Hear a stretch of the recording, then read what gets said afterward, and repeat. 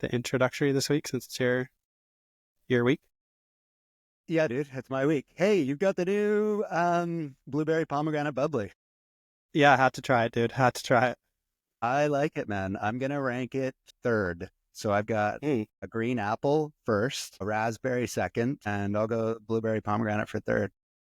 For me, I have to go number one would be the limited holiday one that they had that was kind of like Mary Berry or something. Yeah, yeah. I think it was like Good, cranberry, right. more like cranberries was really good. Then raspberry, then maybe this one. I don't know. It's growing on me. At first, I was not sure about it, but Well, like off to a many real good other. start here. Hey?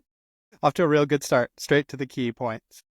Yeah, we Best are, we best are, we are. bubbly flavor. Today, Never Better Pod brought to you by Bubbly. Okay, I guess we should do an official intro to episode 11, the second to last of the first season. Not only do you have the new bubbly flavor, you got a new chapeau. Nice to see. New hat. Good, I not do. Do you great. like it? Good, not great? Great, not good. So today we're going to talk about relationships, all kinds. The relationships that you might have with a romantic partner, the relationship you have with your friends, the relationships you have with your family, and then most of all, most important, the relationship you have with yourself. Love it. I'm excited for this one. My favorite relationship person that I've kind of built my own opinion based on is Esther Perel. Are you familiar with her? Nope. She's amazing. Esther Perel is a Belgian-American psychotherapist known for her work on human relationships. She's got a lot of good books out there. One called Erotic Intelligence. That's super cool. So I'm going to quote her throughout this and add personal anecdotes and hear what you have to say, and we'll turn it into something. Nice. And my Yeah, favorite would be the Gottmans. You've probably heard of the Gottman Institute, possibly. absolutely. Yeah, John and Julie Gottman. She references him all the time, and Yeah, I'll probably even have a quote from John Gottman. nice. Yeah, so cool. I mean, we'll get into it, but Sarah and I have read a few of their books and done some of the like exercises and whatever. And I always just think like, what a cool job that they have. Like they just do this like research with couples and come up with different experiments and stuff. Like, how neat. That must be great. Yeah, I agree. And what a good insight you would get on your own life and your own relationships just by hearing a million different sample sizes. Mhm. And one thing that I have learned from listening to Esther Perel and listening to everyone is just how common our experiences are. And, Mhm. you might think that you have this really special and unique relationship or a unique struggle in your relationship, but you don't. The root of it, everything is the same as a million other people. We're such simple animals. Well, we're Totally, not man. simple, but simple problems, complex animals. Well, we're en route for there to be 10 billion of us, so there's just a big sample size. Dude, and no wonder the hardest part is how we get along with each other. We're all crammed into this plastic box and we have to get along. Relationships are so complex. How they evolve over time is so complex. And one thing that's for certain is the relationships that you build later in life are all based on the formative relationships you make in childhood, which is fucked up and Freudian and scary, but true. But like everything, knowledge is power. So if we inform ourselves with these tools and identify these connections, we can break cycles and Nice. I like how we're both looking with slightly more formal today. You've got a button up on because you had a job interview earlier and then hit the range, yeah, and I've got this nice new like knit wool sweater, I guess. Feeling like we stepped it up for this episode that's going to go out on Valentine's Day. yeah, dude. We want to look sharp, fix up, look sharp. Speaking of that job interview, what a fucking annoying waste of time. Businesses are struggling out there, and if you are looking to hire someone, I suspect not leading with that fact within the first few minutes of the interview. But yeah, Yeah, it's a good way to scare a good candidate off. yeah. Oh, your business is struggling. So is my bank account. We will fit perfectly together. I'll tell you anything you want to hear. Just pay me. That's funny. What type of relationship do you struggle with the most? Romantic, family, friendships with yourself? Oh, that's a good question. I would say maybe I spend put the most time and effort into my romantic relationship, my wife. I've always kind of prioritized that. Luckily for me, my like family is really great, so I've always had a good relationship with them. Other than there's pubescent times through like middle school, high school there where everybody has challenges, but we managed to get through it and still maintain a great relationship. I'm generally like quite content on my own. So maybe the biggest struggle for me would be friends, but even then, I think I have some very close friends like yourself that we managed to maintain contact even from afar. And then I feel like I have like lots of different like random connections with people throughout my life. So I don't know that I think relationships are something I've certainly prioritized. So I don't know which aspect is the biggest struggle for me. What would you say? I think the hardest for me would be a relationship with myself because it's the least in the forefront, Mhm. even though it should be or shouldn't be. But yeah, it's one that can get overlooked. Obviously, everyone's like, I need a romantic partner, or most people. Everyone's like, I need friends. Everyone's like, has a relationship with their family, but might Yeah, not think about self-love in the same kind of way, but it's equally important. I thought it was interesting reading the differences between our coffees with our younger selves that we posted to social media. So totally, man. the That's trend actually a going good around. point that brings up kind of exactly what you're talking about. There are definitely some things in there where I feel like you have some struggles with yourself. Yeah. And Yeah. I think there are some instances where you have some acceptance with yourself, but me looking in, I was surprised by that. I mean, I know you a little bit during the years that you were talking to your younger self, and Mhm. we had similar, I think, like unhealthy coping mechanisms of throwing ourselves into the warm arms of women. And you're encouraging your younger self to keep doing it. And you're proud of it as an act of self discovery and Mhm. learning all of the bad things about relationships so you can be your best self for your current relationship. And that is Mhm. one angle. But Yeah. I think of all the times that I was doing the same thing when I could have been working on myself. And I think that would have brought me to the Yeah. position that I'm in now sooner and in a healthier way and less broken heart along the way. Yeah. That's a good point.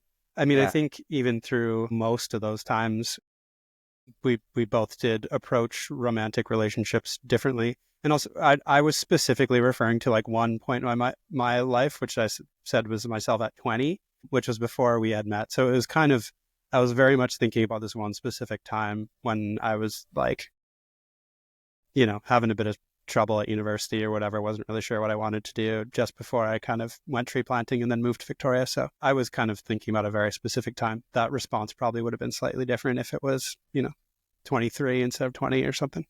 Yeah. Yeah. Because I mean, not the struggling with university part because you were done that as we met, but the throwing ourselves into relationships that won't work out. That was our main MO. That was our sole objective in life. Crush beers and bang birds. Yeah, I mean, but in your 20s, who is it like, who's that not the objective for, Well, maybe people that didn't know differently, maybe people that didn't have positive role models like us to steer them down a Yeah. slightly different track or give some food for thought. Anyways, you're going to do what you're going to do, but we went through it and these are my Mhm. findings. I would Yeah, tell yeah. my younger self that there's no rush. You're not going to find your partner, so stop looking at relationships so seriously, Mhm. you know? Like, Yeah, for me, I think I just always have this fear thinking that if I didn't have those experiences and like learn how not to just be myself, but how to be myself in a relationship, then maybe I wouldn't have had the right tools and experiences to walk so effortlessly into this one, which with Sarah, which like ended up being my wife. I feel like there was not only things that I learned about how to like deal with certain aspects of other people within a romantic relationship, but also things that I learned like, oh, well, don't do that, or, you can manage that better. And I'm not sure if I would have figured those things out if I had like not tried. yeah. At the end Yeah. of the day, I think that your review and your meeting with your younger self is more productive and positive because, as fun of an exercise as it is, we can't actually meet our younger self and Totally. give them the winning stock market buys. Yeah, yeah, you're having acceptance and Yeah. yeah, holding regrets aren't going to get you anywhere anyways. So Mhm. Okay, let's dive into romantic relationships and the key talking points there. So, the balance of love and desire in long term relationships, the importance of communication. Here's an Esther Perel quote for you. The quality of your relationships determines the quality of your life. That's pretty on it. Yes, for sure. That just reminded me of the book that I just finished reading, Dark Matter by Blake Crouch. And I won't give anything away, but it's a portion of it is essentially saying exactly that your life, your life is determined by the relationships that you have. Yeah, Esther Perel also has this famous quote: "Love rests on two pillars, surrender and autonomy. Our need for togetherness exists alongside our need for separateness." Again, that balance of love and desire. How do you have both? Yeah, totally. That is for sure a thing that I know that I don't know if struggled with at times is the right thing, but finding that balance between, yeah. Like that common relationship myth that your partner should complete you, when that's like an unhealthy relationship dynamic. Yeah, for sure. And I think some people in relationships can become a little bit, reliant on the other person. Or like just so connected, and like you build everything in your life so much together that then sometimes you can lose space or lose focus on things that you need to do for yourself. Because that is, it's important to also take care of yourself. You can't be this like totally selfless person that just does everything for the other person. That's not a good balance. You have to bring what you need as well. So that's always a big thing. I guess subconsciously, when we're looking for another partner or deciding to choose someone to be our partner, we're not necessarily looking at them, but we're looking at what they think that that person does for you, or Hmm. being with this person will change me in this way. This person's attractive to me because their life is organized and happy, whereas I'm a little disorganized. Or this person's attractive to me because they're carefree and they're rebellious, whereas I'm kind of uptight. If I be with this person, I'll relax a little bit more. And then when these tensions arrive in relationships, it's basically comes down to the revelation that you're not changing in the way that you thought you would because of this person. And that's where all the tension is. Yeah, yeah. That makes me think of one of the first things that Sarah and I talked about when we first started dating. Came up in like one of our conversations, like, oh, like what's your biggest pet peeve? And she said that hers was when you leave like little food scraps, like in the little catcher in the sink, instead of, when you're washing dishes or whatever, instead of cleaning them up, putting them away. And that has stuck with me every single time I wash dishes and then like clean up the sink. I think about it and I do it. And that's, I think, one of those instances what you're talking about, where there's like a slight discrepancy where maybe I'm like a little bit lazier in terms of like cleanliness, whereas she had like higher standards in terms of cleanliness and cleaning stuff. And my understanding of what her needs are have made me be more active and like proactive in terms of like that level of cleanliness and stuff.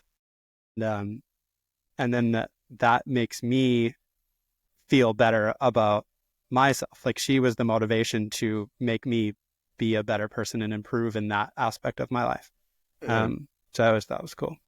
Yeah, that is cool. So let's say Sarah provided that feedback, or even before that, you subconsciously identified that Sarah is really neat and tidy, and this is something that I want in my life. Mm-hmm.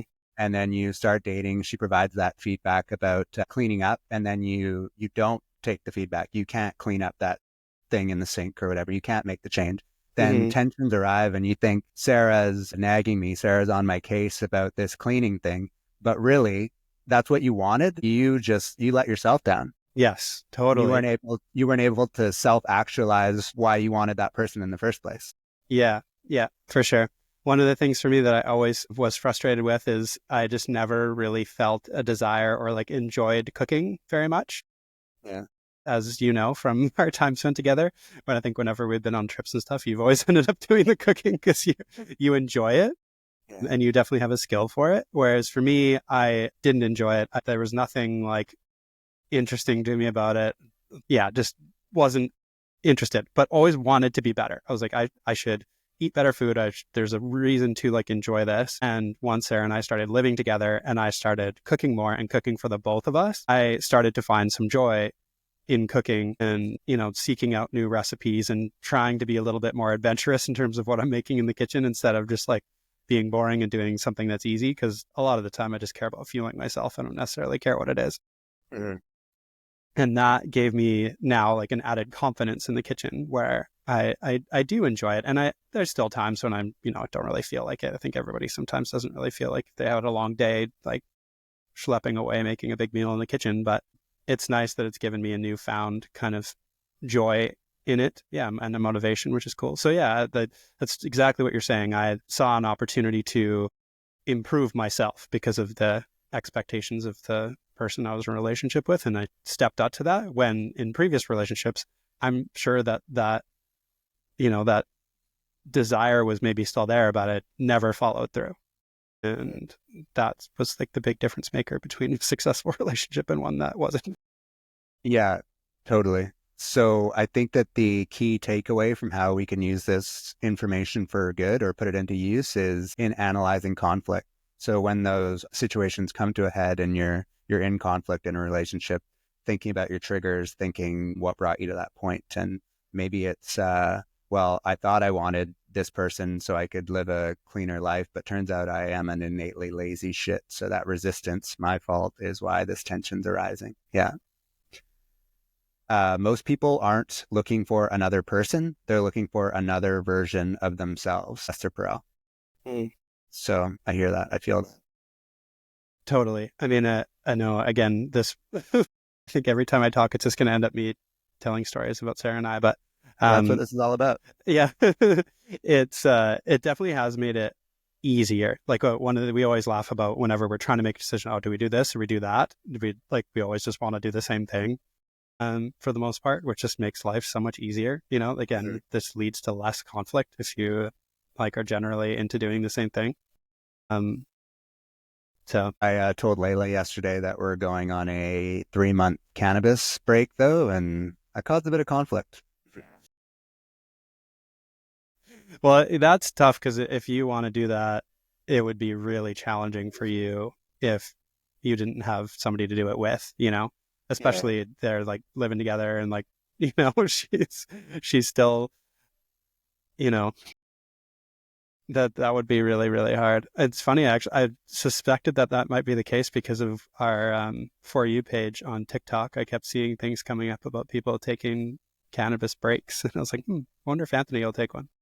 I wasn't following any of that content though, but I Well, do it's coming always. up on the For You page. Yeah, I always do Yeah. see those come up. Yeah. Have you noticed all the new Pokemon content on our For You page? This morning, because I don't go on that often, and this morning I was like, oh, I'll go see what's happening. And it was all just unveiling Pokemon cards. It's like, I don't even know what any of this is. It's fun, man. Talk about you wanting to do things of your youth. Like, that's the exact same thing. I bet that's why these boys like playing Pokemon still so much. For sure, man. Makes you feel good. And also good, because they're nostalgic. gambling addicts. Yeah, man. I couldn't do that financial commitment. It seems just silly to me.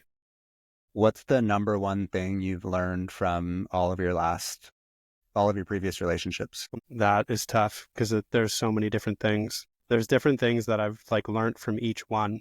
And it's been a while since I've thought about them because, Sarah and I have been together for a little while now, but I remember thinking about it pretty consistently when we first started dating and we were figuring each other out. And we had lots of really open and honest conversations about where we were at and past relationships and things that we learned and stuff. And I remember at that time kind of ruminating on oh, wow, okay, I really learned how to deal with this situation from that relationship. And I learned how to deal with this situation from that relationship. And they all kind of in some way contributed, but I can't think of anything directly off the top of my head.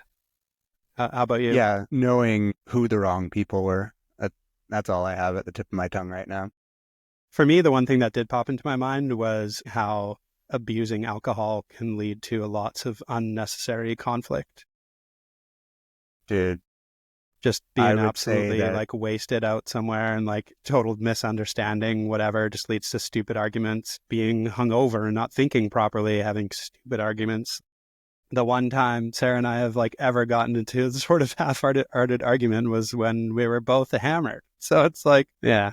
The only times you and I have screamed at each other at the top of our lungs have been when we've been blackout drunk too. Totally. The one I think the worst one, I don't have any actual memories on it. It's just The being one in Vancouver. yeah, it's being told Yeah. what happened, which is super embarrassing. But that was that stupid Virginia Black. Do not take me back. Oh my God. Never go Yeah. there again. That was a perfect storm of a bunch of crazy stuff happening that night. Yeah, totally. But yeah, no, the all of the times of the most heartbreak in my life in any kind of relationship, romantic or family, there's always alcohol involved. Mm-hmm. Yeah, really glad that those days are behind me. I don't know how much stuff we can talk about here. There's also the crazy like relationship attachment styles and the Mm-hmm. connection that you have with your primary caregiver that then transfers on to the relationship that you have with your romantic partners later in life. Like the one neurological system in the human body that's repurposed from birth later on in life is the connection that you have with your typically your mom, your primary caregiver. Those Mm-hmm. same pathways are repurposed for romantic relationships later. So Interesting. yeah, yeah, kind of crazy and no brainer that how those relationships were formed would have a similar effect, right? Yeah, yeah, yeah. Huh. Yeah. Interesting. I hadn't heard that before. That's cool. So do you know about like anxious attachment, avoidant attachment, secure attachment? I've heard of them. I've never read. It's a book, right? Yeah, yeah. There's so Yeah. much Yeah, content yeah. on it. I've heard about it, but I've never dived into it too deeply or anything. Yeah, But it's yeah. fun food for thought to help you get to know yourself better, get to know your relationship better, look at Mm-hmm. attachment styles, love languages, and think about your relationship with your romantic partner, then think about the relationship that you had with your parents when you were a kid, and Yeah. you might find all kinds of cool things out about yourself. Yeah, the love languages one is one that I have read about, which is interesting. Is actually funny. It's another thing that Sarah and I talked about when we first started dating, and I think I mentioned this in maybe the like speech at our wedding, or maybe it was when I was doing our vows. But how like I asked her what her love languages were, and she said all five, which to me was like a good thing because I know for me, and I don't know what sort of attachment style this means, but I know for me, I like to put a lot into a relationship, like in all of those different ways. But then I also, where that falls short is I feel that that needs to be reciprocated. And if it's not like fully reciprocated, then that's when things start to go wrong in my mind and can start to derail the relationships. That's something I've been aware of for That a sounds long time. But that sounds to me like anxious, but mine would be like mine's avoidant. So when those yeah, conflicts come up, then I'm like, I'm out of here. yeah, I'm not like that. And you'll Yeah, no, I beat have it to to death. text them and have a conversation and get to the Yeah, bottom of yeah, it kind of thing. Yeah. yeah, yeah. Yeah. Yeah. And then the secure person would be like, it's just a bad day today. All is good tomorrow. And that's the thing that I guess, and I said I haven't read up much about the attachment styles, but I'm assuming that they would sort of evolve and change over time. Like I feel like how I ended up initially approaching the relationship with Sarah, I was in such a different place to other relationships. Well, yeah, the point of all these conversations, the point of talking about ourselves until we're blue in the face is to identify triggers and improve. Yeah, yeah, Yeah. true. Good point. Understand our feelings and yeah. Okay. Family dynamics, the tensions between obligation and personal boundaries. What are some situations in which you can relate to that? I think for me, those kind of come up more not in my like immediate family, but more within my extended family. Yeah. Those can become a little bit more challenging to navigate, especially now as like the numbers grow. My cousins are having kids and there's kids' birthday parties and whatever. And setting boundaries can be key. As you know, I've talked about it in pretty much every episode of this podcast, but just with some of the like energy struggles and then Sarah's health stuff this year and whatever, there's just times where I've had to set a boundary and be like, no, I'm not going to go to that like kid's birthday party or whatever. And a part of me feels super guilty about it because one day when hopefully like we have our own family, I want those kids to have relationships with their cousins and whatever. And I keep thinking like, well, if I just keep not showing up to this kid's birthday party, he's never going to know me and not going to care who my kids are. So I don't Yeah. know. There's a balancing act there for sure. I think sometimes you got to push beyond that, like that boundary and be there for people that obviously want you to be a part of their lives. But then it's also key to know where your like real hard boundaries are and set them for Yeah. yourself. Totally person dependent, family dependent, situation dependent. Mm-hmm. But yeah, I never really feel that obligation all that much. Mm-hmm. Definitely not if it's cutting into a personal boundary. I'm good at drawing those lines. That's good, I suppose. Yeah. How about healing generational wounds, breaking patterns rather than repeating them? Another thing we talk a lot about on the podcast.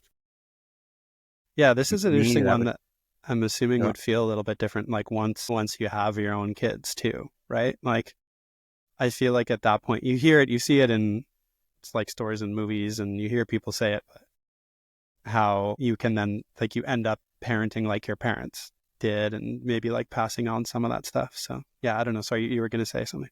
well, that's a scary thought, what you just said. You end up parenting like your parents did, unless you have thoughtful conversations like this beforehand. So Totally. Yeah. you can't wait until you already have kids, I think. Yeah. Yeah. Yeah. Yeah. But I think that is the interesting aspect is it seems like from basically stories that you hear that there's like a subconscious thing where you kind of can slip into those patterns as from before, as you say, unless you put in the work and you try to improve on some things that might need improvement. It's my greatest fear that my kid is going to look at me and it's going to be met back with like a growling, a Yeah. clenched jaw face from me or something like that, just because I'm Yeah. such a miserable cunt. I had this thought the other day that maybe one of the greatest allures of reproducing offspring is so you can have something greater than yourself to obsess over all day, every day. Like, it's got to be the ultimate resolution. Hmm. Yeah, I don't. It's interesting. I thought about it before, and it's like in some ways, I think it's almost like a little bit narcissistic. Like you want to make this little version of you that'll be your friend and take care of you when you get old. But then at the same time, like to be a parent is to also be, like if you're doing it right, I think it's also to be like quite selfless and obviously devoting a lot of your time and energy and money to like raising this other thing. So I don't know. There's a balance there too, I guess.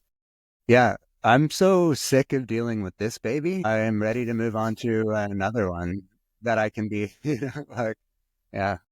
That's funny. What else we got here? Here's a great Esther Perel quote on boundaries. Mhm. Boundaries are the distance at which I can love you and me simultaneously.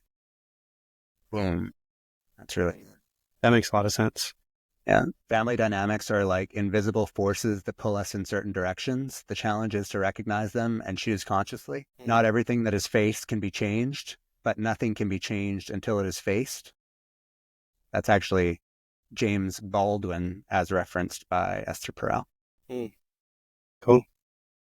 Speaking about family dynamics, there was when I was bringing up that like big T and little T trauma thing a couple weeks ago. Um, there was an interesting sort of dynamic that came up in a therapy session, and that was basically um, that, in a general sense, sort of this idea that is a common theme apparently with millennials is that we were told we can do whatever we want to do and be whatever we want to be, and you can achieve great things and the world's your oyster and like all that kind of stuff. And what was interesting, and it came about like through the little T trauma conversation that I had with my therapist, but basically what ended up happening for me was that idea in my mind was tied to what it means to be successful. And that within this last year, as my health has deteriorated, Sarah's gone through her health challenges and us like going through these struggles, is that it felt like I was failing because I wasn't like being great at everything, where, like all these barriers started getting put in the way of feeling like we could do whatever we could do and whatever. And so that idea hadn't really taught me like how to deal with what happens when you do have failure, you do have these like tough challenges. And in my mind, those things had gotten kind of mixed up and blurred. And I basically had to reach a point of like acceptance, I guess, that positive idea that you can do anything and you can achieve these great things doesn't mean that if you don't achieve great things, you've failed at least in the Mhm. temporary, right? Like gone through a whole lot of really tough shit within the last like 12 months or whatever, right? So if I don't feel like I'm succeeding right now, that's fine. And it doesn't mean that I've failed. I haven't failed my wife. I haven't failed myself. I haven't failed my family. And that was a really interesting dynamic to understand, and how that's something that's so positive and really is like a good, solid idea in your mind can sometimes get mixed up and create this a negative impact on you and your Dude, psyche and your thought process. absolutely, man. That sounds like the problem of the gifted child or Mm-hmm. the, what's it called, prodigy. Yeah. When you're fed that kind of psychological diction during your formative years, the world is your oyster. You're so smart. You're so talented. You can do anything. Mm-hmm. And then when you're thrust out into the world and you're faced with reality and real challenges, and when the narrative you've been fed your whole life doesn't match up with what you're actually experiencing, there's this statistic that prodigies, they honestly never really amount to much, Mm-hmm. which is sad to say. And it also makes me think of Sylvia Plath's fig tree analogy, Mm-hmm. having all of the options at your fingertips, like analysis paralysis. I have so many options. I fear I'm not going to pick anything. Yeah. Yeah. Yeah.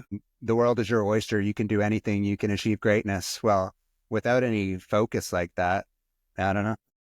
Yeah. Yeah. That made me think about another relationship thing, actually, which is another thing you see online a lot is like when you're trying to decide what to have for dinner, and like your girlfriend or your wife or anything like won't like won't make a decision. Mhm. And you see some posts. There's this one that I saw. How does it go exactly again? You basically like say like, oh, I'm just surprised us with dinner tonight. It's like one of your favorite things or whatever. And then she'll be like, oh, where? And be like, okay, guess. And then whatever she guesses, just go there. Yeah, yeah, yeah. Yeah. It's like something along those lines. That can be like an interesting relationship dynamic sometimes, for sure, that like decision fatigue or whatever it is, just like trying to make a decision, especially for me when it comes to like food and eating. I find it like such a struggle. But Sarah and I have tried out a few different things. There's this one app, it's just like a roll the dice app on your phone. So you just decide, oh, okay, like odds are, we'll go here for dinner, and evens are we'll go here for dinner, and you just roll the dice, and then you just go with it. Or Mhm. there's one where you like hold your fingers on the phone, and then you each choose one thing, and then the phone will select one of the fingers. And that's like, so just like, which use Yeah, some of those tools to try and get through some of that, like just making a decision to do something. And that seems to have helped us get through and like avoid some potential conflict. that's great. Layla and I have a shared Apple Note file, and it's just called What's for Supper.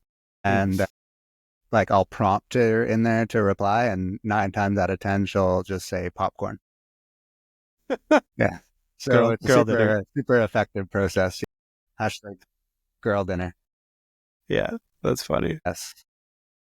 Friendships. Why are they so hard to maintain, adult friendships? Well, the key is you got to maintain them.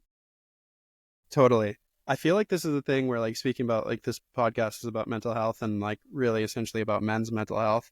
But I feel like for like it's a thing that maintaining relationships is much harder for men. Like the amount of times, like your friend group is different. You guys have maintained your friendships like since high school, but it's generally something that I see where um, I'm impressed by how girls seem to maintain those friendships that they had, like from elementary school, high school, whatever, like through the rest of their lives. Whereas I don't see that as often with men. And maybe that's just my lived experience and my perspective. But yeah, I don't know. It can be, maybe it's like that whole communication piece where there could be like a bit of a stigma about reaching out to your guy friend and saying like, hey, what's up? Like, how are you? Like, what's going on in your life? It's just, we're a bit more stigmatized to have that conversation. Maybe that's why it's more difficult. Yeah. And again, making big gender-based generalizations or sex-based generalizations, whatever. But girls like to talk more, like straight up. I Mm-hmm. think that there's a statistic out there about words used in a day, Yeah, and yeah. use a lot less words. So if you don't have an activity to meet up with your friends, the activity is talking. Yeah, yeah, yeah. I don't know. Yeah, you started That it. I think that could be true. I mean, it's that one thing again, some just random shit you see online, but this idea of like girls being like what are guys doing when they spend a bunch of time in the bathroom? And it's like it's actually statistically that's like it's because it's a place of peace and quiet where it's like nobody will bug you and you can just go and like be by yourself. Like there's I get that. There's definitely it's just you just want to just be by yourself for a minute. I don't know. I Yeah, guess if you this is have sort of like a related. busy family with young screaming kids or something and you haven't gone to therapy to be able to become a Zen master Yeah. and you got to take your piece when you can, sure, sure. I Yeah. don't know. Yeah. Yeah. Yeah. How about the difference between friendships of convenience and friendships of depth? Mm. That's the thing I think as I don't know, it's such a fine balance. So like as I've gotten older, I've just deprioritized those like friendships of convenience. Like I only care about maintaining those relationships with like can have deep conversations and like do what we're doing, right? Like this has been a very easy friendship to maintain because we've put in the time to continue to communicate and have these deep conversations and stuff like that. Whereas if it's a more of a peripheral sort of friendship or something that doesn't go as deep, I've deprioritized it. But I have found in going through this like period of unemployment for a couple of weeks here, but luckily I found another job. But I was like, I should have maintained some of those like networking sort of relationships a lot more when all of a sudden you want to have a larger community. I missed that, or like I guess it would have been more convenient. I guess that's why they call them relationships of convenience. It would have been more convenient for me to like have maintained those relationships and those connections with people. So I think both have their place and are both important, but clearly I think it's better for you to put most of your energy into these like deeper and more meaningful relationships. I agree, but I also want some more friendships of convenience because all my friendships of depth are with people who similarly to me like talking about deeper topics, why we are the way we are, Mm-hmm. what's going on inside our brains, things like that. But then there's a whole lot of people that aren't interested in having those conversations or don't have the capacity to. Um, yeah, I'd like to call up some of those guys and just say, hey, let's go golfing. Totally. Yeah. You did express that yesterday, wanting some more golf buddies. I need more golf bros, you know? And I do too. Golf bros, if you happen to be listening in Kelowna or Victoria, reach out. Yeah. I will shoot the shit. I'll pretend that I'm a real boy and we can talk about F1 and NFL. You should go on. Don't they have like doesn't Bumble have like a you're just looking for a friend? You could That's a try that slippery. and just make it all about golf. No, Yeah, you're full right. golf It will be FF. it does need a separate app, doesn't it? Yeah. Yeah. Okay. Esther Perel talks about how vulnerability deepens friendships and says that vulnerability is the currency of intimacy. I like that a lot. I think that's what takes friendships of convenience to friendships of depth. So you're out playing golf with that convenient friend and then you drop a vulnerable love bomb on him and then all of a sudden, Now it's a deep friend. That makes friend. sense. I think in like romantic relationships as well. I can't remember at what point the idea of vulnerability being important came into my mind, but it totally shifted the way that I think about approaching relationships and being involved in relationships and avoiding that whole like not that I this was ever really me in any sort of way, but people say like, oh, like playing the game of dating or whatever. How to escape that is by being truly vulnerable. Yeah. It makes all Radical the difference. transparency. Yeah. Yeah. Hard. So hard, but So you talked worth it. about how I've had the same group of friends since high school, which is unique and true. And I always joke and say that's because we've all grown up to be well-adjusted, level-headed men, and that's not always the case for all friends groups. And if that weren't the case, when is it the right time to let a relationship go? And then how do you not have guilt about that? Yeah, I saw that in your notes there, and I was thinking like, oh man, that's a tough one. For me, like right now, currently, I think about lots of things in terms of energy and like whether this is bringing me energy or taking energy away. And that becomes a pretty like easy distinction then to make in terms of whether a relationship is serving me well or not. So if it's a relationship that brings me energy, then it's a good one, and I'll put more time and effort into it. And if it's one that just feels exhausting and like it's a hassle, then maybe it's one just to deprioritize.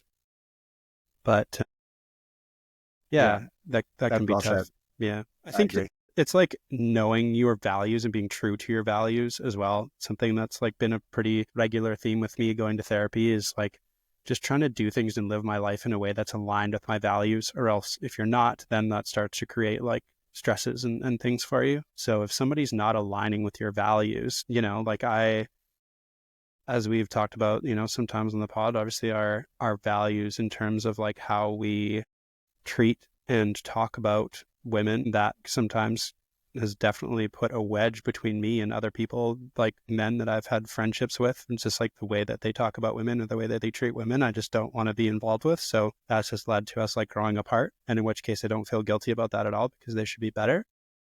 But yeah, I don't know. There's some that I think about that I do feel a little bit more guilty about growing apart. But I think those situations are just when I feel like wasn't a balanced relationship. I feel like this person I was friends with like was getting more out of it than I was. And so I eventually distanced myself, and I feel bad about it. But at the end of the day, it's just setting a boundary for myself. And yeah, Yeah. Yeah. My favorite quote, our time is our most finite resource. So who we choose to spend it with really means a lot. totally. You're an average of who you spend your time with. On friendships, on relationships, Esther Perel says the best relationships are not the ones where nothing is ever wrong, but where you can talk about when things go wrong. Mm-hmm. And some Totally. friendships are just meant for a season, and that's okay. Mm-hmm. Yeah, for sure. On to the most important relationship dynamic, the self relationship. Yes. A self compassion as a practice, not just an idea. What do you have any methods in place? I mean, I really like it seems to be like a trending term right now, but it's like giving yourself grace. I can't say like 2 years ago whether I've ever heard that term before, but now I hear it all the time. And I think that's a really great thing to practice with yourself, especially when things are hard.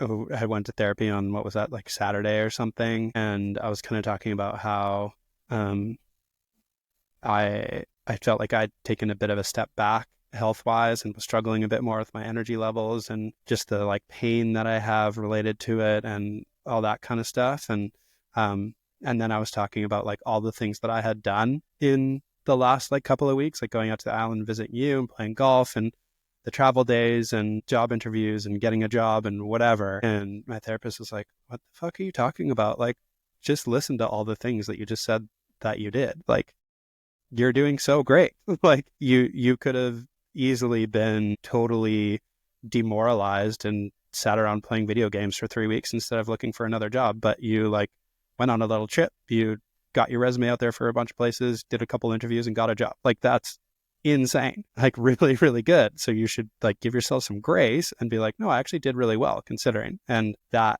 made like such a huge difference for me in terms of how I felt about myself, and was like a big deal in terms of like one of those things. It's like, yeah, I have a better relationship with myself now, which is important. That's great. Yeah. Similarly, my mantra has been trying to be obsessed with the present moment, but the reasons or the situations in which I'm the hardest on myself are when I'm thinking about what's next, thinking about Yeah, tomorrow, anxiety. And that is, I'm the meanest to myself. That's when my relationship with myself is the worst. So yeah, working on becoming obsessed with right now, the present moment.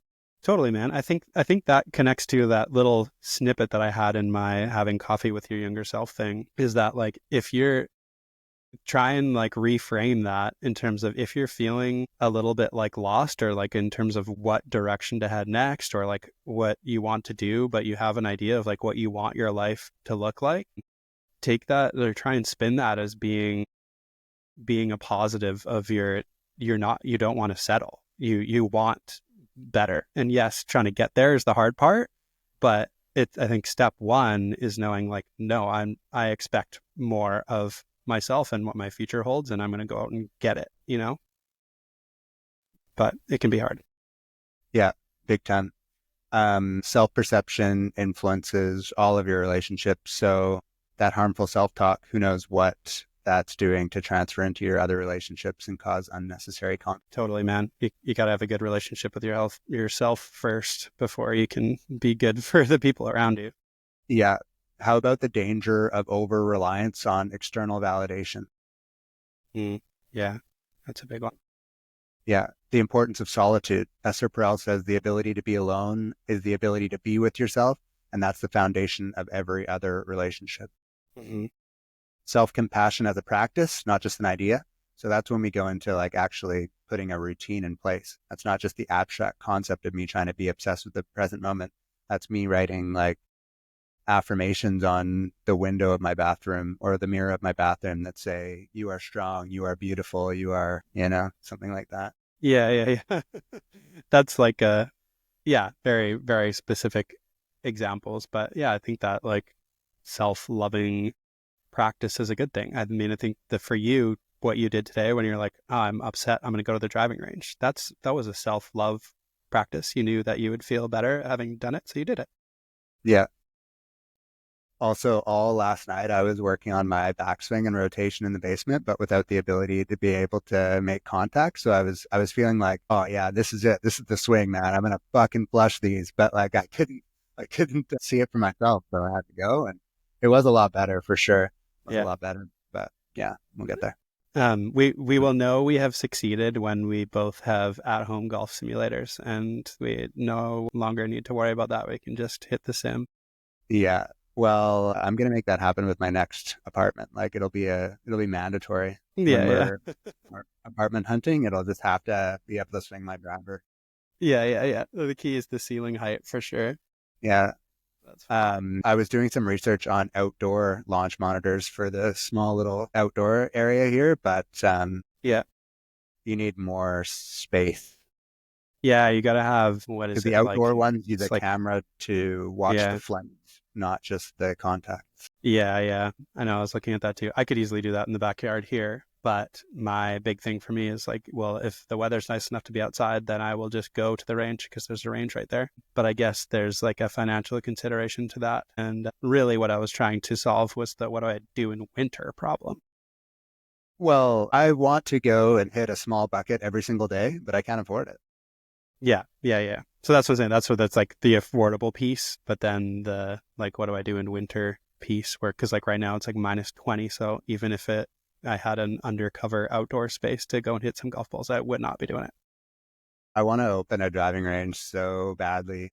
Dude, there's that like abandoned one out on the highway. What's happening with that? I don't know what you mean. On the Pat Bay, on the when you're like Oh, driving yeah, into yeah, Victoria on the yeah. right hand side, it comes down the hill. Find an investor, put in a Top Golf, laughing.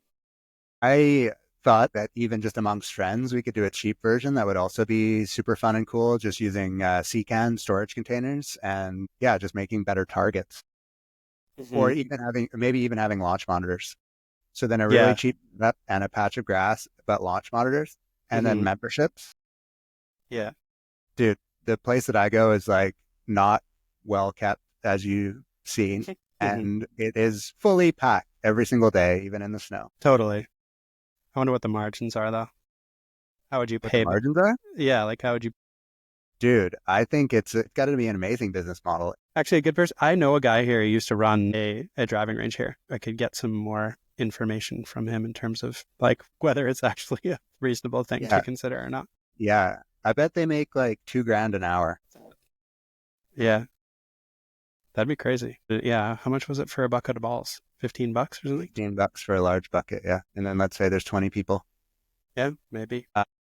I've only met Layla, I would say 1.5 times. We hung out for a little bit that one time, and then we drove her out to the ferry. So I don't know her very well, but what would you say was some of the like key features in terms of building that solid relationship when you guys first started dating? Yeah, so I really tried to date intentionally. So just laying out the wants early and laying out the no fly zones early. And we were Yeah. aligned and everything right at the get-go. And just a feeling, I guess. I mean, like you said, we've been in enough of these. Hmm. yeah, and it was just a stark difference. We match each other's vibrations. We Hmm. run at a similar frequency. Totally. Yeah. And I've also learned that lasting, loving, romantic relationships are not, they're not lightning bolts. They're butterflies, and you need to look for a partner in life. Hmm. Totally. I was thinking about it when I was, again, flipping through our For You page, and there was like some post, some girl, I think she was actually in Victoria, put up a thing about how her kind of dating style has changed through her 20s. Now, I think she was like in her older, like later 20s. But the one thing that I thought of is like kind of a red flag, which I know did like work for me at the time, which if anybody's out there listening is like wanting to get into a solid relationship and not really knowing how, is kind of like a lot of the stuff we just been talking about, like finding a balance between um, your boundaries, but then also not like completely shutting yourself off, right? And that's what I, when I was like, as you say, kind of dating intentionally, looking for like trying to find my wife, is I would try not to hesitate to go into a first date, like just go for it and think about it like I just want to go get to know this other person better. Like don't even necessarily think about it as a date. Just like I'm just going to go meet this other person and get to know them. And if at that point things weren't necessarily aligned, or anything kind of came up for you that felt like wasn't like a great connection or something, then it's like don't like waste people's time, then like move on and try again. You'll know when it's right, and you meet somebody that you're like, it just starts to click, and you want to put the effort in and take, like, still be vulnerable on those first dates. Like be true to yourself and your values, and don't be afraid to make it clear what your intentions are and what you're looking for and where you're coming from and like where you're at in life.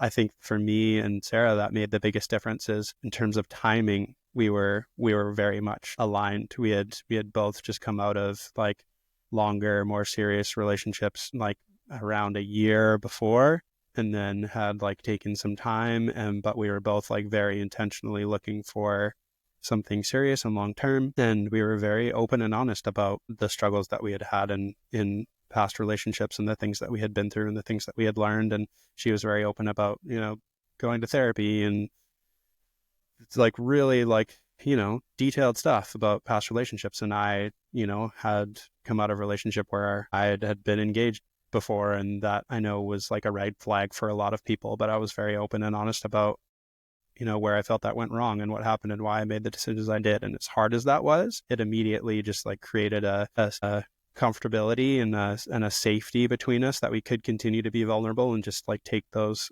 steps again. I was trying to think of like some of the things that we did, and I was looking around for them. I couldn't find the exact things, but we would do a lot of these like random little card game things. So this is one of those ones where it's like a dilemma. It's like, what is it? You always walk backwards or you sweat olive oil. It's like flip through some of those cards and just like have random silly conversations. It just like seems like a game, but you're like really getting to know that person very well, which was cool. And then once we had kind of like really committed to the relationship and knew that like, no, we want to do everything in our power to take this long term. I mentioned the Gottmans earlier, but we did this 8 dates book, which is really great. It's basically walks you through 8 different dates that you can do that focus on different aspects of a relationship. And it's something that you can do again. So actually we like set the intention when we were doing our kind of goals for this next year to go through some of those again and make it a priority. So those are some, yeah, Yeah, little that's tips and that's information there for anybody that might be looking for some guidance or something, I guess. that's great. I didn't know about that game that you mentioned, but I do know a famous or a viral one called "We're Not Really Strangers," which is Hmm. another great dating, get to know your partner kind of game. Yeah, we did so many of them. Like we'd like borrow ones that our friends had, and I think there's this one called like base camp cards or something like that. It asks you like questions. Did all of that, and it was so good. Nice And for a drive too. Like we would like go for lots of little like weekend getaways and stuff when we first started dating. And as you're driving, just like work through some of those like card packs, and next thing you know, the hours have flown by, and you like know this person so much more and have such a deeper connection. It's great. yeah, that's awesome. And I think that what's really important, especially in this technological day and age, is once you've decided that you're similarly aligned with this person through your dating, you have to commit.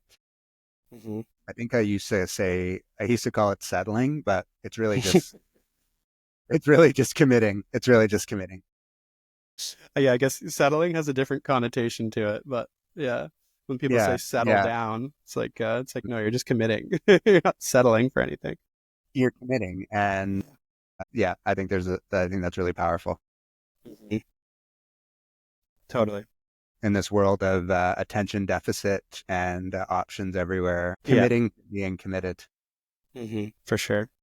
It's the best. Like, I mean, it's the most important decision you make in your life is like who you want to settle down with. And I don't think there's anything more beautiful in this world than the idea of like having this other person that you really fully commit to and just let yourself be like the most raw and vulnerable and true version of yourself. And they reciprocate that. And then you get to be best friends and spend the rest of your life together. Like, I mean, so far it's fucking sick. And we've been through some absolute really shitty, hard stuff to deal with. You Like, sure have, man. really initially in our first like couple of years of marriage here. And it's so crazy coming through it, like just being like, and we're even stronger. And like, there's just no doubt in my mind that all of these challenges that we've been through, we've gotten through them because of the effort that we put in right at the beginning. And yeah, it's awesome.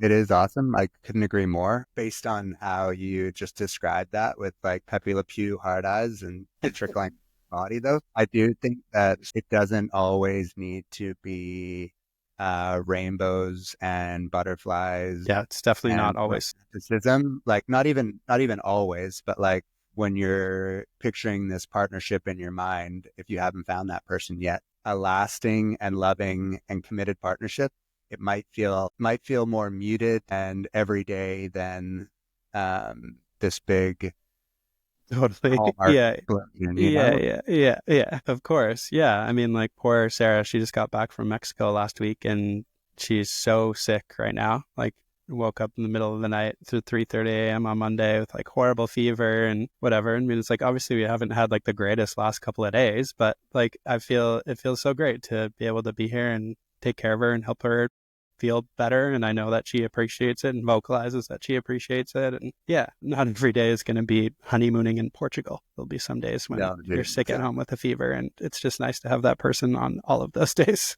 Yeah. Yeah.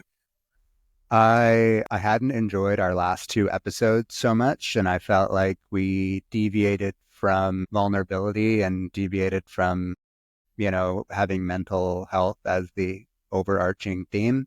We come a little bit back to it this episode, but I still think that we can do better. And especially with this episode, I probably should have taken some more time and prepared more and had some like anecdotes about like my relationship with my mom and dad or something like that. But Well, we can only cover so much for sure. I mean, like we've been going for an hour now, and it's probably time to get into our weekly affirmations. But, there's going to be more seasons. We can come back and do, relationships 2.0 at some point in the future and maybe delve more into specifically family relationships or whatever. I think what happened with the last two episodes as well is a good example of how things outside your control, what's going on in the world at large, can impact your focus and your attention on your mental health. So in some ways it also, what was going on, I think, at least for me, like definitely derailed where my attention was going and where my focus was going. But we got it back and we're back on track. And I'm very excited for next week. We're gonna amazingly have my therapist on with us, which will be so cool, and I'm very excited for. And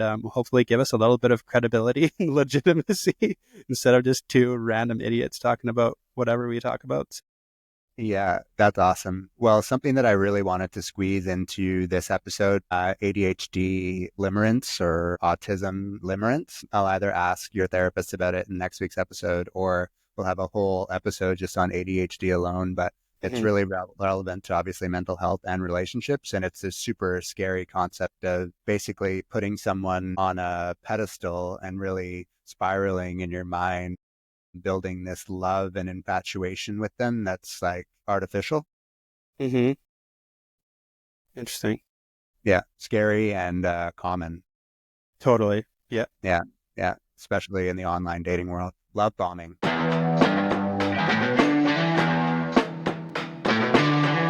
Okay, pin in that. Weekly affirmations. What was your goal last week? Actually, hilarious. I had to go back and look because I couldn't remember what I said last week. So I went and listened to our podcast again on YouTube. But mine was productivity, which was great. I think even it was one of the things that just became a necessity. I think I had mentioned like I knew Sarah was going to be coming home from Mexico and I wanted to get home and kind of make sure the house was kind of set up and ready for her return and for her getting back to work, which I did. And then had some stuff to prepare and get organized for the job interview, which I obviously knocked out of the park because I got the job offer, which is awesome. So yeah, I'm happy without like necessarily making it super forefront in my mind. I was able to achieve that goal of productivity. So remind me what yours was. I know what it was. I didn't do it.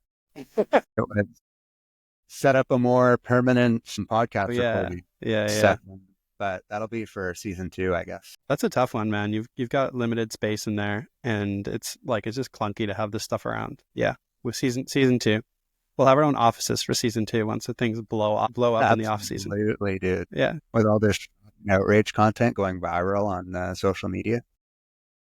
Trump, Elon. so grateful for. What are you grateful for this week? You go first. So mine was, I mentioned Sarah's sick. I recently just got her switched over to having the same GP, like family doctor as me. And I'm so grateful for him. He's the best. When she was like very ill on Monday, I eventually ended up calling the like 811 nurse helpline. And she had, like the nurse I talked to suggested a few things and then suggested I just make a phone call appointment with the doctor. And so next morning, Tuesday morning, Sarah talked to him and he said, "No, I want you to come in. Like, are you free right now? How soon can you get here?" And she was like, "I don't know, like 30 minutes. And I drove her down there and he saw her and she was like almost like tearful at like how happy she was for how seen and heard that she felt. And so I'm just feeling like super thankful for him right now and grateful for him. I know it's really a big challenge for a lot of people out there right now. Like getting a good family doctor is one thing, but even like getting one can be a struggle. So I'm very grateful for that. And I don't want to like rub salt in the wound for too many people out there, but I am very grateful. He's great. It's awesome that you had that turnaround. Yeah, I'm grateful for having the time and the creativity to do a bunch of poetry writing yesterday. I'm going to Nice. jump ahead to my delight this week. My delight was that poetry trend on social media there that I had a coffee with my younger self trend that we both did. And after I got into doing that yesterday, I just started writing for like an extra 2 hours after that and just wrote a couple cool poems. And I want to put a little anthology together. And Nice. it came to me, I was like, I have this brilliant name. Surely someone has come up with it before, though. So I Googled Conversations with Myself, and that's the title of Nelson Mandela's autobiography. That's amazing. And then I thought, like, Anthony Walsh's poetry anthology could still be called that. You can't copyright a book title like that. Totally. Yeah. Not one like Conversations with Myself. Yeah. Yeah. That's a You'll just, I guess, and you won't be, if anybody searches for it, you'll come up after the Nelson Mandela one, but you won't, I was just thinking you won't be next to each other on a shelf in a bookstore because that'll be alphabetical, but yeah. That's really funny. I love that. What did you delight in? So I delighted, as you know, I am a massive Newcastle United FC fan. We haven't won a like proper major trophy in 70 years this year. And just this last week, we defeated Arsenal for the third time this season to make it to the League Cup final, which will be on, I think, March 16th. And they made it to the final 2 years ago and just didn't turn up on the day. And it was very disappointing, but I'm feeling very positive about this one. And so that was my moment of delight, was making that final again. And it's fun just following along. Obviously, I'm like nowhere close to Newcastle, but I follow lots of different accounts on social media and just seeing like fans freaking out and having fun and like all the just like hilarious chants and stuff that go along with it are really great. So yeah, that's been my moment of delight. Looking forward to that final. Away the lads. That's awesome. Away the lads. Exactly. Okay. Are we doing dream blunt or mood booster? I wrote down a mood booster, but I could probably off the cuff come up with a blunt rotation if you want to do that instead. Well, I didn't do either, but because it's been so gloomy here lately, having a full blue skies, sunny day out there, I'm just Mm, reminded once again of just how much of a mood booster that sun is. We are simple creatures, and yeah, cause and totally. effect. Totally, man. It's been the same here. Even though the weather's been much colder, I think I'd talked about that like inversion cloud that sits over the Okanagan in the winter. And it, like when it's warmer, it's just covered in cloud and it's dark. But when the temperature drops, the cloud gets cleared from the valley and we actually get blue skies. Yeah, I've been loving that sunshine here too, even though it's colder. But I did write down for my mood booster. It's been kind of funny over the last few evenings. The Westminster Dog Show has been on TV, and as you know, my family being like massive dog lovers and all kind of like living apart, we've all been watching the different stages of the dog show in the evening, and like our family group chat's just been like blowing up with everybody freaking out about how funny the dogs are and which dogs we're cheering for and all that kind of stuff. So, I mean, obviously, dogs is an easy one. I think you've mentioned Alba as being your mood booster before, but this is going to be a good reminder for me if I'm ever feeling down and I'm like, oh, I just want to like watch something that makes me feel good. You can just like search Westminster Dog Show on YouTube and watch it in its entirety. And it's the best. Dogs are just awesome. Yeah, that's very cool. I liked watching the agility one. There was this one dog called, I think his name was Gable, and and like they'll do the little agility courses. You've probably seen the videos, and like halfway through, the dog just kind of like loses interest and like just kind of like trotting around. And there's this one dog that was like doing his thing, and he was kind of moving through it like half-heartedly. And one of the like final obstacles that he had to climb was like this big A-frame thing, so they climb up on top of it. And he got to the top and just stopped and paused and like looked around, and the crowd just like freaked out and cheered, and he like wagged his tail and then continued on. It was the funniest thing ever. So yeah, Westminster Dog Show, massive mood booster. I also saw somebody online, I think doing a podcast, like a podcast clip, and they're wearing like the purple Westminster Dog Show hat, and that's going to be my next hat purchase. Gotta get one. Dude, get funny the chats like that for a podcast would be great. So good. Yeah. Yeah. Someone looks a little closer, like what's Dev got on his hat? Westminster Dog Show. So, Yeah. They just like fun reveal. so great. In this episode on relationships, we should have talked about how to convince your girlfriend to take up golf or wife. I can't speak to that because I've failed massively. She refuses, Oh, but okay. Yeah, I didn't know absolutely that you refuses. tried. What was the process Well, like? I mean, I brought it up before and she was like, no, absolutely not. I've tried. I don't like it. I'm just not coordinated in that way. It's no fun for me. But the compromise that we did reach is, I think I told you about this, but one Oh day yeah. she just came along and rode along in the cart and read her book. And I just like drove the cart and golfed with these like three old ladies. And Sarah just sat in the cart reading her book the whole time in the sunshine with a blanket. Like, it was Yeah. great. That's amazing. Yeah. What you could do, which there's one guy I follow who is like a professional golfer, lives on the island, is it seems like his girlfriend or wife, whatever she is his like cameraman. So what you need to do is get good enough at golf to be a golf influencer, or as we've talked about, you don't actually have to be good at golf to be a golf influencer. You just got to get the content out there and be interesting. Yeah. She could be the filmer person and go along with you, and then you can do little things like, oh, I who's hits the least shots, you hit all the shots till you get on the green, and then she hits the putts. Like, that's the thing I've seen those guys do with their girlfriends or whatever. So maybe that's the key for you. I was also thinking of just, oh, this is a bad idea. Disregarding her saying that she's not into golf and just buying her lessons. Don't do that. That's a bad idea. That's It's like relation conflict. totally not a good idea. I didn't have anything golf related in my mind when committing myself to this partner. Mm, yeah. Regardless of if she golfs with me, we will stand the test of. Yeah. I like that like idea of potentially incorporating it in a different way other than actually golfing. But I wish it Yeah, was more acceptable to just like have somebody come and walk along the course with you, because it's so nice to just walk outside in this beautifully landscaped place. they straight up say no ride-alongs at a lot of the courses here. Yeah, it's so weird. Yeah. My goal for next week is a fun little challenge. Layla's vegetarian, so I'm just gonna do a full vegetarian week for everyone Cool. while still hitting my macro goals. Nice. That's Yeah, great. never done it before in my whole life ever. So I saw a thing. I've talked about so many things about so many times about things that I've seen online in this episode, but All we do is consume content. totally. But it was like somebody specifically talking about like beans and different types of beans, and he was just making like all these different meals with just essentially beans and rice. And I thought that was kind of interesting for the like protein benefits, Yeah. but then Red being lentils, vegetarian. dude. Yeah. Yeah. Nice. I think the one that he mentioned that like doesn't get enough credit is like edamame. Yeah. Yeah. Fairways in the frozen section, you can get them shelled. Really handy. Nice. Yeah. Nice. All right. Last but not least, my goal for this week, as I mentioned, I got a job, which I'm very excited about, but I've given myself a bit of time here before I started. Got a couple weeks, so I am going to be a chill guy.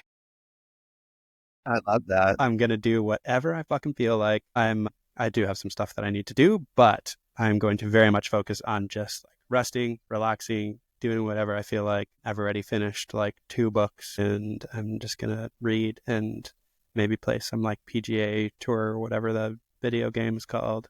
Yeah. Maybe I'll join you for a game. Nice. I played a little bit last night, but yeah, I'm just gonna like chill and relax before I'm back on the grind. It's an amazing goal. I'm envious of you. That's the definition of being in the present moment. You don't have anything to think about at all other than just your enjoyment. Totally. Just got to figure out food to eat and And one what more of else to these do. things to do next week. And yeah. Yeah, totally. Really looking forward to that. I think that's going to be fun. Um, cool, man. Episode 11 of the Never Better Pod done and dusted. Peace out. Peace.